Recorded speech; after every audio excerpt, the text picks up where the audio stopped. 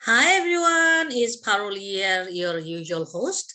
Today we have another episode with an exciting guest from all the way from America, Ceil Stanford. And Ceil is a president at Advanced Coaching and Leadership Center.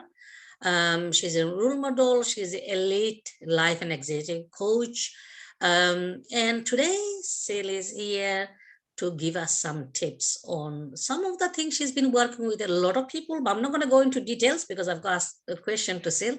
Ceil, thank you very much for giving your time and sharing some of your golden nuggets with us. So welcome aboard. So Ceil, I mean, I don't want to talk much about you from myself. I want you to tell us. So can you please share a bit about your life journey? Yes, and thank you so much. It was wonderful meeting you for the first time in London in June. And having, our first meal together that first night I arrived. So, thank you for having me on the program. So, real quick, basically, um, I was born in Louisiana.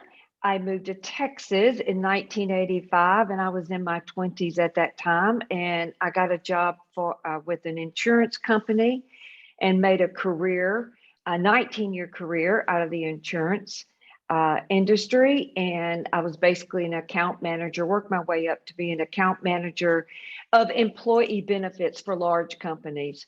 So during that process, I've always wanted to get better and be the best I could be in any position. So that kind of started my journey onto personal development. And by doing that, I took Steve Covey, The 7 Habits of Highly Effective People. I attended a Tony Robbins one-day event down in Dallas. I took some communication courses. I took how to have a great relationship, how to have good family relationships in college. So various forms of personal development, but I still wasn't getting to where I wanted to get. So 3 days, literally, this is crazy, but 3 days literally before my 40th birthday, I looked at my life and I was like, it's a little bit negative, but this was my viewpoint back then. I was like, I am not going to live another year like the first 39 years of my life. And I didn't know what a drastic change that one intention would make, if you will. So at that time, the company that I own now had a location in Dallas, and a friend of mine had taken a course there. And she said, why don't you go in and check this out? So I did. And I took a course called Dynamic Presence. And that course really, really changed my life. I mean, talking about going from it changed my life 180 degrees, if you will. I basically realized who I was, my potential, and that I'm not just a body and I'm not just a mind, that I'm a spirit, I'm a being, if you will. And I use these tools to help me do great things, hopefully, not naughty things. And so that's kind of the pivotal point for me. And what happened was, after I took my first course, I did some one-on-one sessions with a lady there at this company to work specifically on some needs that I had. And after I had my first one-on-one session with her, I fell in love with what she was able to help me with. She didn't tell me what to do. She just helped me. She asked me the right questions and helped me release the areas that I had attention in that was negative, that was tying me up and stopping me from going forward and stopping me from being more positive. And I kind of fell in love at that point, and it's like, this is what I want to do with the rest of my life. I want to be in this personal development area. I want to teach these courses. I want to be able to do one-on-ones and help people like she helped me. Now, it was a journey because I had to get trained, and I also had to support myself, working as an account manager, handling $9 million worth of business, was paying my bills and also providing me the funds to get training. So it took me a period of years. It took me 5 or 6 years to save up the funds so I could set myself up and start a brand new career. I also had a daughter at that time, so I couldn't just leave the main thing, my main source of income. So that's kind of the short and skinny. Does that answer your question? Yeah, thank you. You gave quite a lot of details. One of the point to mention is what you said is, it comes to a point of life when you realize that you want to live your rest of your life like that. And you mentioned, near your 40s, and I had the same experience at the age of 39 when I hit my corporate job kind of came to an end. I just realized what I've done. So I think all of us is sometimes we need this thing, a trigger. Sometimes you realize, like, do I want to stay like this rest of my life, or do I need to change? And that's the biggest question. And when it comes, you really need to give it attention. And you went on learning, doing thing to explore what you want to do in life. So that's an excellent point, Ceil. Thank you very much. Now, you mentioned about, doing things for yourself, your journey. Now, obviously, you spend a lot of time on corporate world, did corporate career. What was one of the driver that made you become a coach to help others? One of the drivers, well, going back to what you said, you said you even asked yourself, like, do I want to do this the rest of my life? So I started asking myself a question. It was a really good question. Is this all there is? Gosh, I don't want to spend, I'm 40. I don't want to spend the rest of my life doing this. I want to do something more meaningful. And, when I was in my 20s, I started looking at, why do people act the way they do? Why do I act the way I do? Why do I fly off the handle? Or do people act the way they do because it's something I'm doing? Those that you're in relationships with, whether it's family or business and so forth. So because I was asking those questions, I was very, very interested in what makes people act the way they do. So when on my search and quest for personal development to get better, and I found this, that's when I answered my own question. Is this really what I want to do the rest of my life? And as well as I know, when you're doing what you love and what you're really, really interested in, it's not work. So that's when I knew that, wow, this is what I want to do. I want to help others be the best they can be. And this was the best methodology that I had ever seen in my life to do it, to get the fastest and most effective results. So I was in. Does that make sense? Did I answer your question? Yeah, no, okay. I'm taking in. No, they're really good explaining very well. Thank you. Is the questioning, asking yourself, no, really good. Yeah, so I know, you talked about being present, and I've been to one of your exercises when you came in London. That was fantastic. Even the 1 minute really made us think. I never done that before. So what I want is our audience to experience that, experience your wisdom, experience your method. So if you could do your 1 minute exercise with me, that would be fantastic. Awesome. So I'm so glad you asked me about this. So let me just briefly explain to the audience, just real short. So presence, Eckhart Tolle wrote a book about it, The Power of Now. There's several books written about presence. We write a lot about presence. So presence, the short definition of it is being here in the moment. Basically bringing all your attention, all your focus right here in this moment. And in this situation, I'm going to be with you. And so, but it's something I want you to understand. It's an ability to be able to be present.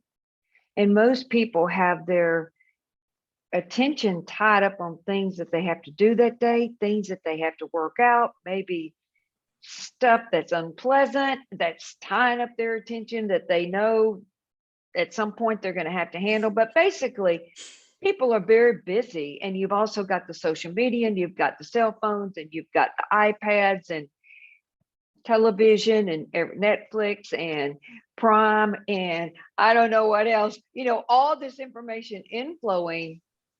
But how much time do we really spend being here and now? And again, it's an ability that's practiced just like going to the gym to get some great triceps. So what we're going to do is for 1 minute, Yeah. and I've got my clock for you guys so you can see. Yeah. I'm going to set my timer for 1 minute. Yeah. And I'm just going to put my attention on you. And I'm going to make you the most important person in my world right now. We're just going to do this for 1 minute. So all I'd like for you to do is do the same. So just comfortably as yourself, be here for 1 minute. Begin.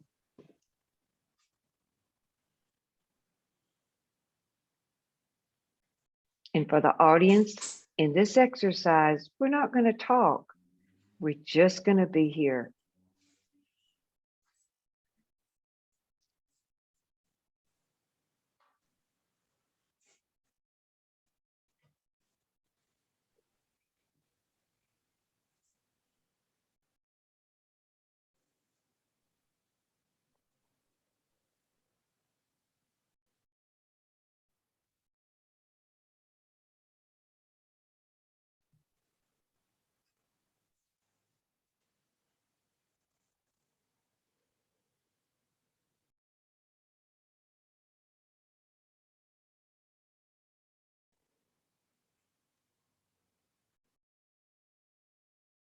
And it's okay to smile.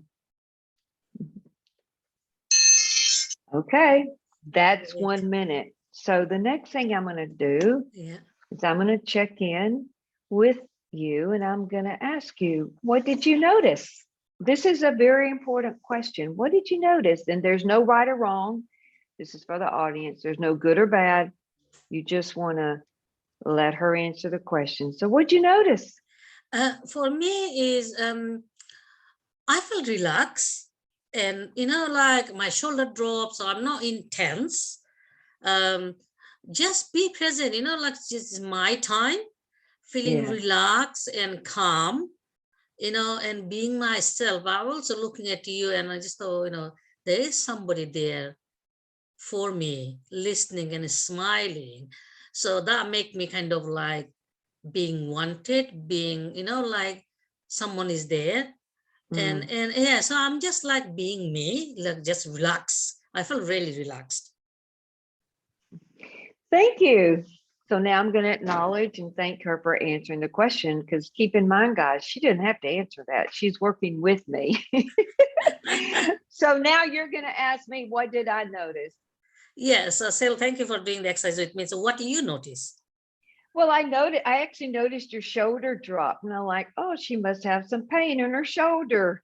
So I noticed that. And then I just noticed a calmness and just a wanting to smile at you and kind of flow some warmth and friendliness to you. So that's what I noticed.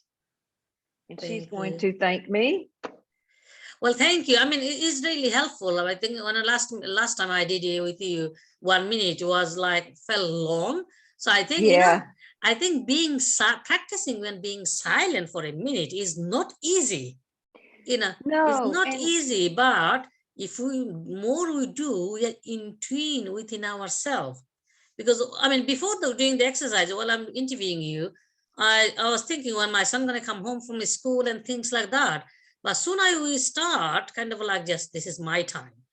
And having that time for yourself is so important, like, and somebody, I feel like I've got, I'm wanted, someone giving me attention, and someone wants to help me. So that's an amazing feeling.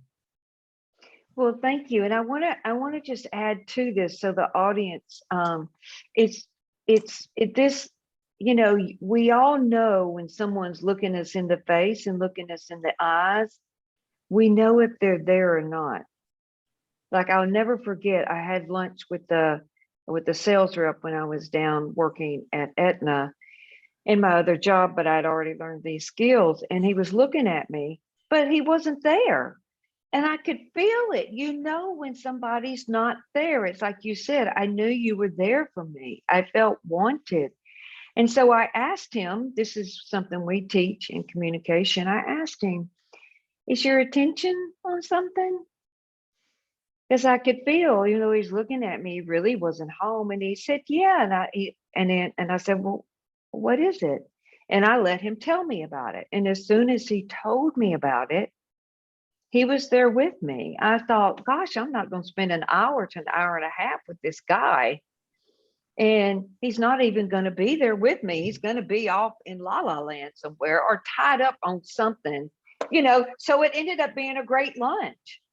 But I handled that. I didn't make him wrong for it. I just basically asked him a question. Absolutely. Well, thank you, Ceil. Thanks for doing this exercise. Really, really helpful. I think that gives our audience an example how just spending 1 minute for yourself, how you can feel. I felt that. So what I want to go in, obviously you are an expert on this. Well, I'd like to ask you if you could share your top 5 tips on how people can grow their confidence using the method being present. Thank you. So I love this piece when we were talking about confidence. I'm like, well, Alan, the founder of this methodology, wrote a whole entire bulletin on the benefits of being present. And this is something that I learned really quickly because I was terrified of speaking on stage, terrified. And I know that's a lot of fear, that is a fear for a lot of people. But when you're present, your confidence increases naturally, because when you're present, you don't feel introspected. Your attention is out. You're not looking inward. You're not asking yourself, what's wrong with me? You're not introspected, right? And when you're present, you also don't feel self-conscious. So if you don't feel self-conscious, what's the opposite of that? You feel confident that you can handle whatever you run into that day, right? You feel more relaxed, more at ease when you're present. Even if somebody walks into your office or calls you on the phone and gives you an unexpected, unpleasant surprise versus a pleasant surprise, when you're present, you don't get rattled by it. You can handle it. So that's the first step to being present. Another tip is know exactly what is wanted. Did you have something you wanted to say? No, I'm okay. That's fine. I just try to cut out the noise. Okay. And so know what's wanted. And because when you know what's wanted, how confident do you feel? When you don't know what is wanted in any situation, like working with people, what they actually want, what kind of result they're looking for, you're not going to feel confident. So you need to know what's wanted, and then be able to have a very positive vision of that want, so that when you start to work with that person or going toward your own wants, you can accomplish it. If that vision's not clear, it's going to be very difficult for you to make that happen. And your confidence is not going to be as high as it needs to be. You may be kind of unsure, indecisive, not sure what to do next. Does that make sense? Yeah, absolutely. So you want to get the optimum picture of vision of what you want. And then the next tip is to look at what do you have to do to achieve this now, so that you don't get overwhelmed. You're going to want to break that down into small parts and do one part at a time. And you know this, I'm sure. I pulled a quote that I thought really went well with this. Let me see if I can find it. It was by Thomas Jefferson, actually. And I thought, wow, that's so well said. Here it is. So Benjamin Franklin advised that a person should take one thing at a time and give strict attention to that one thing. leaving all others to their ordinary chance. Now, I know that's a little wordy and sounds a little bit different in our language now. Basically, there's the presence. Give all your attention to that one thing until you achieve that, and then take the next area. And the examples that he gave was like Thomas Edison, 10,000 experiments before he got the perfect light bulb. His ability to be persistent was unbelievable, but he broke it down into its parts until he was able to accomplish it. And so one of the tips, and I would write this down if I were you all, another great tip is, this is magical right here. So when you're working on accomplishing your wants and keeping that confidence high and breaking it down one piece at a time, and you'll get closer and closer and closer to achieving it. When you run into something where you're not getting the results, basically, if you just look at, I'm getting what I am getting because I'm doing what I'm doing. So, and I want to take a real simple example. So somebody is in sales and they're not making any sales. So if they look at, okay, I'm getting what I'm getting because I'm doing what I'm doing, well, what are they going to see?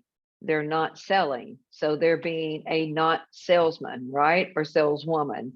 So that way they'll see that behavior that they're not selling and be able to do something about it. But you have to look at, what am I getting? Because whatever I'm getting is based on what I'm doing.